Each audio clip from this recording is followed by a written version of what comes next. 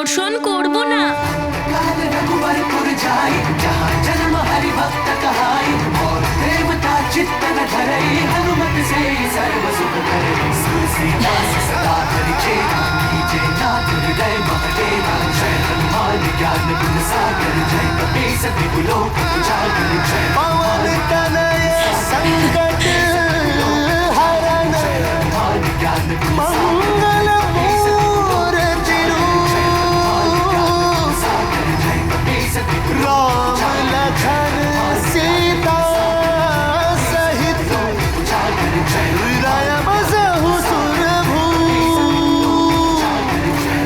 একদিকে অঞ্জনা আছেন, যিনি সংসারকে জ্ঞানবান উদ্ধারকর্তা হনুমান, সংকটমোচন হনুমান স্বরূপ পুত্র দিয়েছেন।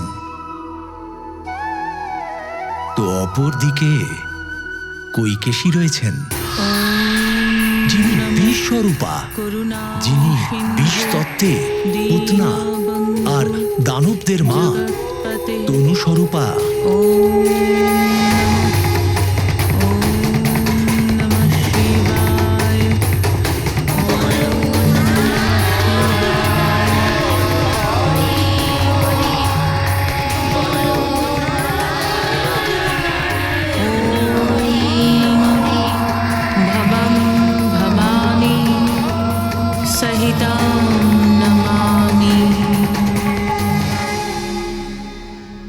বিশ্বরূপা মায়েরাই নিজের কুবিচার আর কুসংস্কারের বিষ দিয়ে নিজের সন্তানকে পতন আর অন্ধকারের দিকে ঠেলে দেন।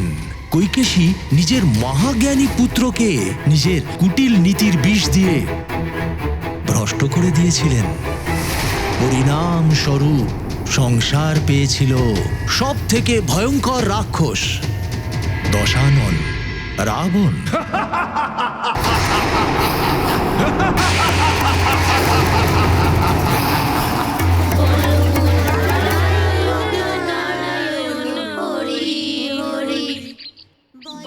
প্রিয় কৈকেশী, তোমার কি মনে হচ্ছে না ঈশ্বরের উদ্দেশ্যে জ্বালানো প্রদীপের থেকে অনেক বেশি তোমার গহনার উজ্জ্বলতা অনুভব করছে এই আশ্রম?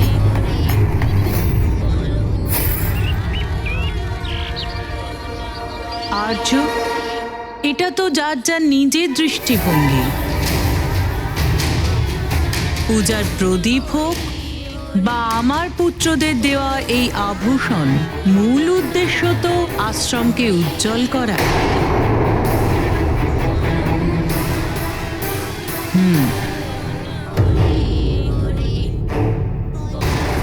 তোমার মন্ত্রোচ্চারণে ভক্তির থেকেও বেশি রাজকীয় অহংকার ঝরে পড়ে। মন্ত্র উচ্চারণে অহংকার তো থাকবেই। আকাশে মেঘ করলে কি সূর্যের উজ্জ্বলতা কমে যায় ঋষিবর?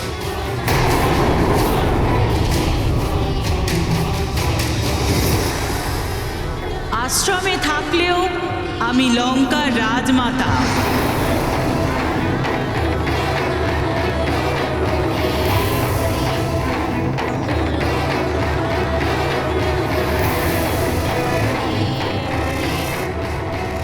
মহাবলী, মহাজ্ঞানী রাবণের মাতা আমি।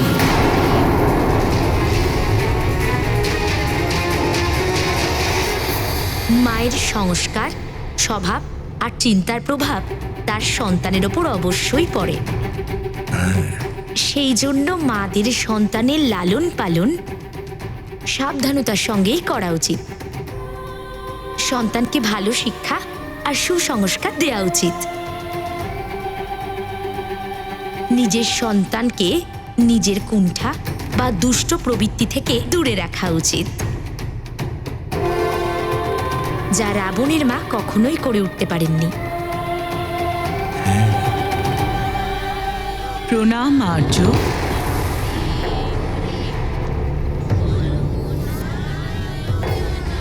আমিও তো রাবণের পিতা, কিন্তু রাবণের জন্য তো আপনার কাছে কিন্তু যদি এটা ছাড়া আর কিছুই নেই। আপনার তো ওকে আশীর্বাদ করা উচিত, কিন্তু আপনি ওকে আশীর্বাদ করা দূরে থাক, প্রতিদিন ও শত্রু বিষ্ণুর উপাসনা করান আশ্রমে। আর আপনার এই শিষ্যরা হরির নাম গান করে। কিন্তু কৈকেশী, আমার কাছে তো পিতামহ ব্রহ্মা, শ্রী হরি বিষ্ণু আর মহাদেব, এই তিন দেবতা সমানভাবে অত্যন্ত পূজনীয়। এই তিনজনের পূজা তো একজন ঋষির আশ্রমে হবেই, যেখানে পুত্রের বিষয় জড়িয়ে আছে। একজন পিতা নিজের পুত্রকে নিজের থেকেও বেশি ভালোবাসবে। তাহলে স্বামী, চলুন লঙ্কা যাই। এখন সময়টাও ঠিক আছে, রাবণ আর বিভীষণকেও পাওয়া যাবে। কুম্ভকর্ণের জাগার সময়ও হয়ে গেছে, পুরো 6 মাস বাদেও জাগবে।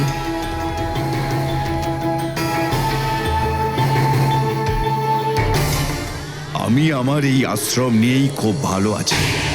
আমার লঙ্কায় যাবার সময় আসবে তখনই, যখন রাবণ তার বড় ভাই কুবেরকে ওই লঙ্কা আর পুষ্পক বিমান সম্মানের সঙ্গে ফিরিয়ে দেবে, আর অধর্মের পথ পরিত্যাগ করে ধর্মের পথ অনুসরণ করবে।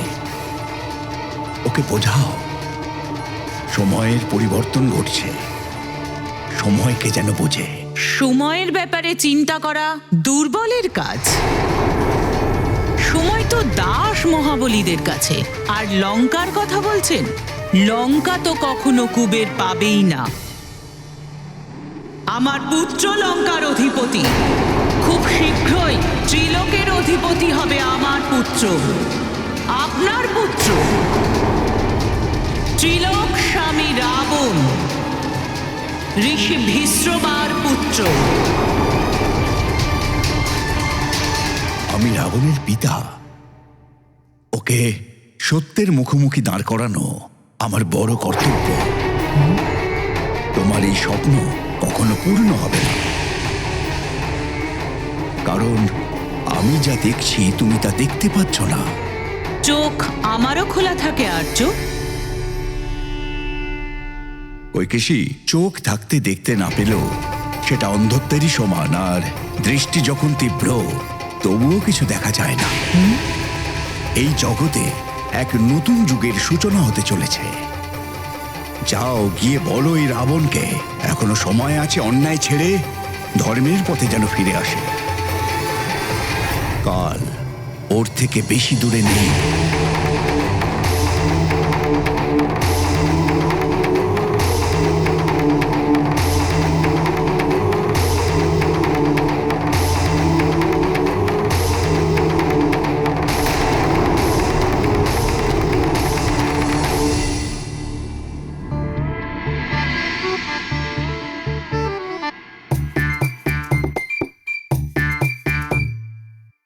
মিত্র,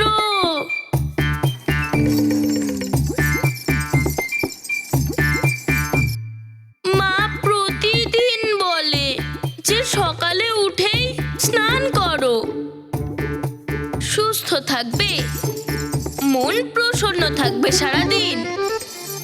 কিন্তু আমি তো প্রতিদিনই করি। কখনো কখনো নতুন কিছু নিশ্চয়ই করতে ইচ্ছে করে।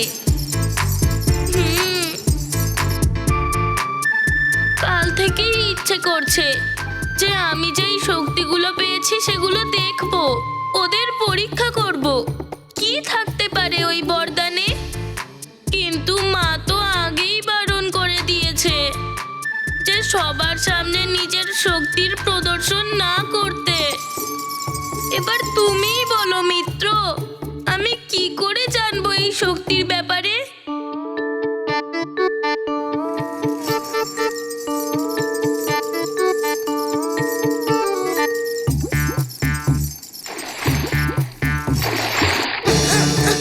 এটা কি করছো মিত্র?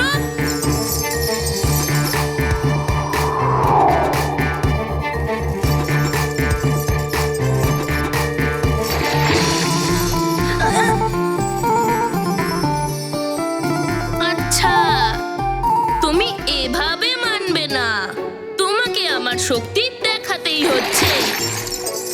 ভেবে নাও, এখন আমি হনুমান হয়ে গেছি, শক্তিশালী হনুমান। দেখাবো আমার শক্তি।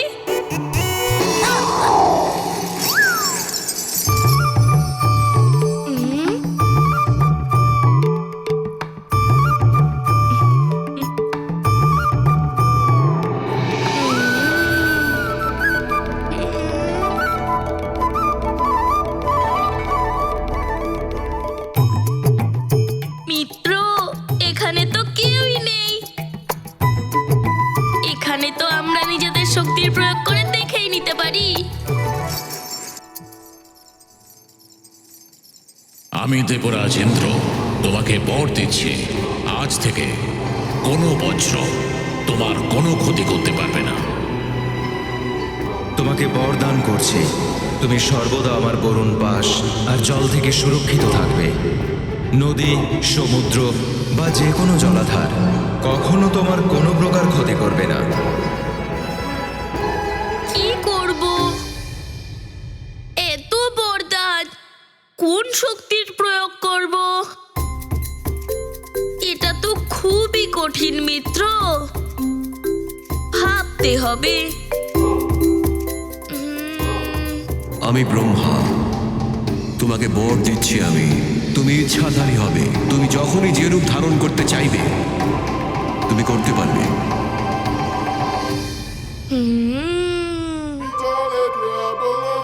ইচ্ছাধারী রূপ, ব্রহ্মাদেব তো খুবই ভালো বরদান দিয়েছেন। এটা প্রয়োগ করতে তো খুবই মজা আসবে। তাহলে কি হব আমি?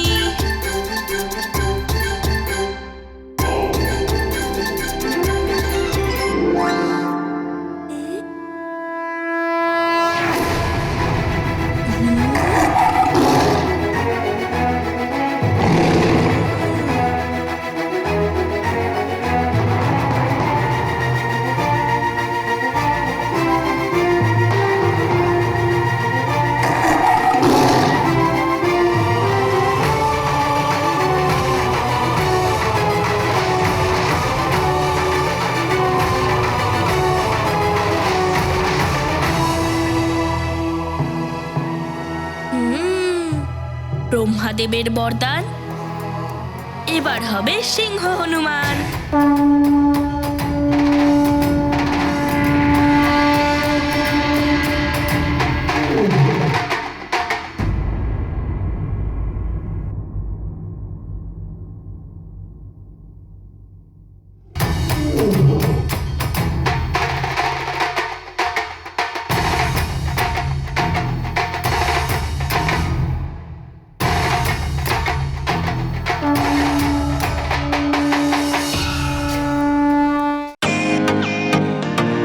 Welcome to Beaten World.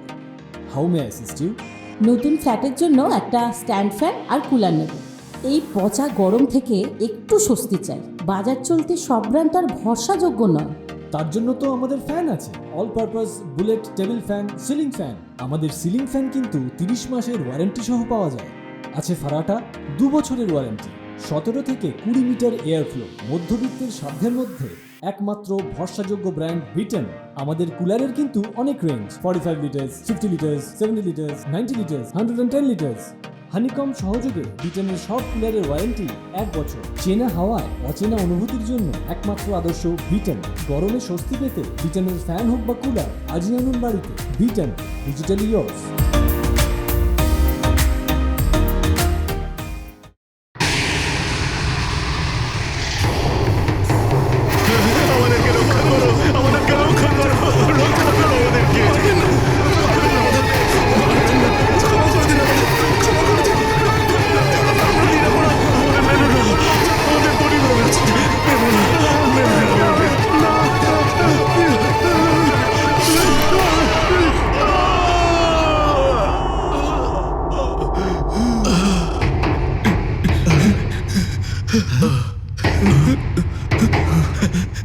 আমরা বেঁচে গেছি, আমরা বেঁচে গেছি, বেঁচে গেছি, আমাদের প্রাণ বেঁচে গেছে, আমরা বেঁচে গেছি, আমাদের প্রাণ বেঁচে গেছে, আমরা বেঁচে গেছি, আমরা বেঁচে গেছি, আমরা বেঁচে গেছি।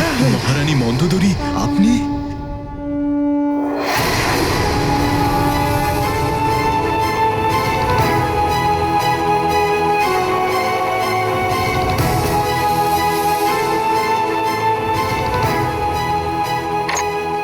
ঠিক আছে, তোমাদের মাথা আমার পায়ে নয়, মাতৃ ঈশ্বর আর পিতামাতার পায়েই ছোঁয়ানো উচিত। এবার যাও। তোমরা সবাই মুক্ত।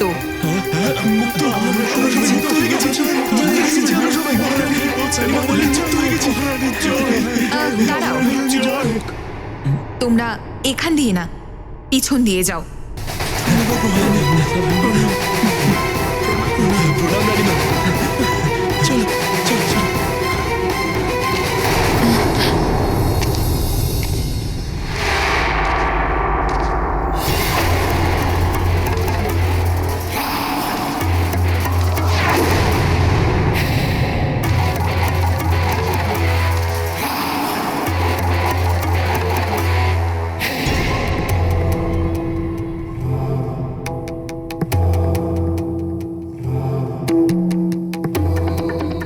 মহারানী মন্দোদরী, কেন মুক্ত করলেন এই বন্দীদের? পূর্ণিমার দিন এদের বলি দেবার কথা ছিল। নিজের স্বামীকে নির্বোধদের উপর অত্যাচার করার হাত থেকে আটকানোটা প্রত্যেক স্ত্রীর ধর্ম।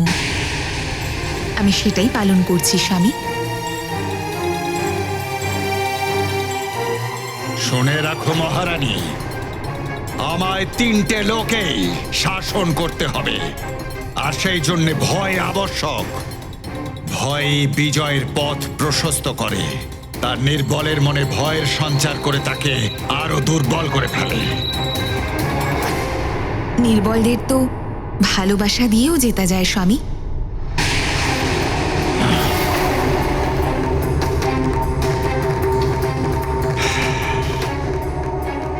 যেখানে সব দেবতারা ছল আর কপটতা করে, যেমন তারা সমুদ্র মন্থনের সময় করেছিল, সেখানে প্রেম আর ন্যায়ের স্থান হতে পারে না মহারানী।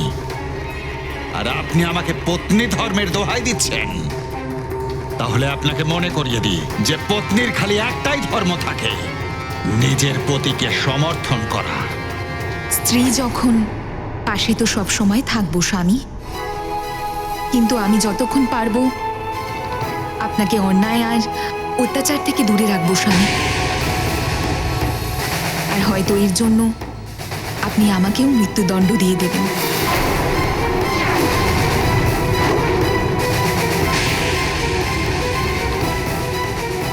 পতিব্রতা পত্নী, এ কেমন পত্নী পেয়েছি আমি?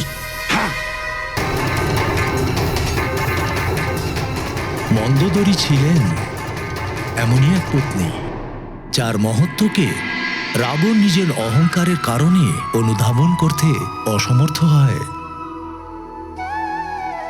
রাবণ মন্দোদরীর পতি পরমেশ্বর। প্রকৃতপক্ষে পতিব্রতা মন্দোদরী তার সৌভাগ্য, যাকে সে নিজের দুর্ভাগ্য বলে ভুল করছে। মন্দোদরীর পুজো এবং পুণ্যের জন্যই রাবণের পাপের কলস পূর্ণ হচ্ছিল না। হ্যাঁ, কেবল সহচারিণীই নয়, পত্নী সহধর্মিণীও হয়ে থাকেন। পত্নীর তপস্যার প্রভাব পতির জীবনের উপরে পড়ে। রাবণ অত্যাচার করে পাপ অর্জন করে, অন্যদিকে মন্দোদরীর পুণ্যকর্মের ফলে তার পতি রাবণের পাপের ক্ষয় হয়। এটা শুধু রাবণের কথাই নয়, এটা তো সংসারের সমস্ত স্বামীদেরই বোঝা উচিত।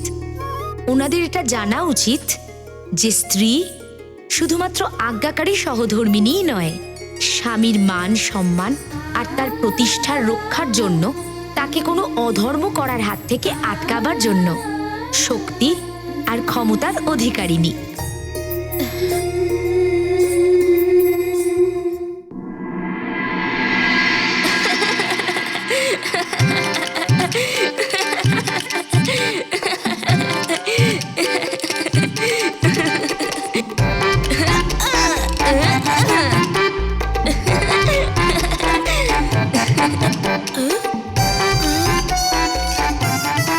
মিত্র, আমরা সিংহ তো হয়েছিলাম, কিন্তু সিংহের গর্জন ছাড়া সিংহ হলাম কিভাবে? আমাদের একবার তো সিংহের গর্জন করতেই হবে।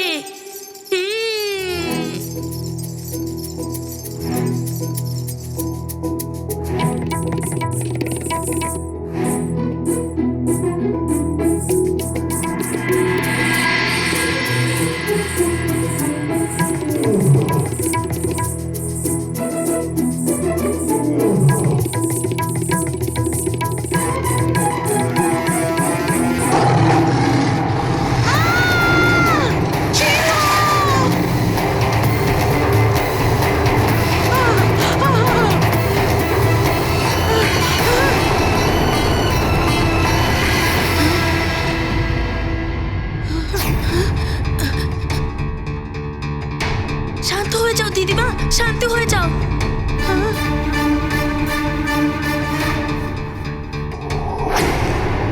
কি হলো? হ্যাঁ? সিংহের গর্জন শুনলাম।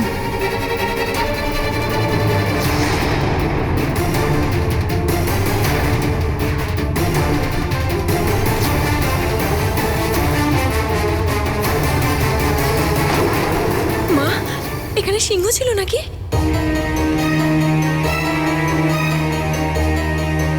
গর্জনের আওয়াজ তো এখান থেকেই পেলাম।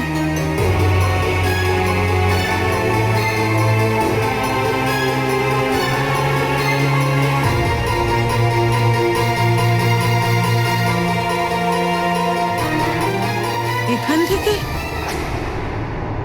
না, এখানে কোনো সিংহ ছিল না।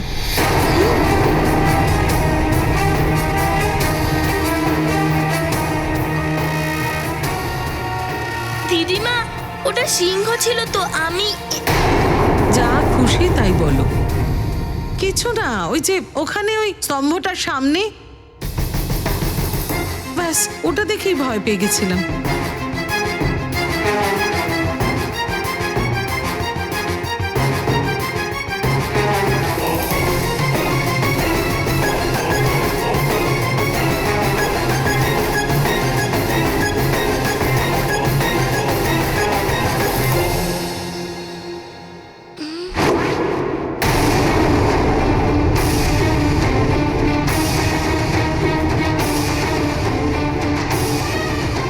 এমন কিছু একটা নিশ্চয়ই ঘটেছে, যে কারণে মা ভয় পেয়ে গিয়েছিল।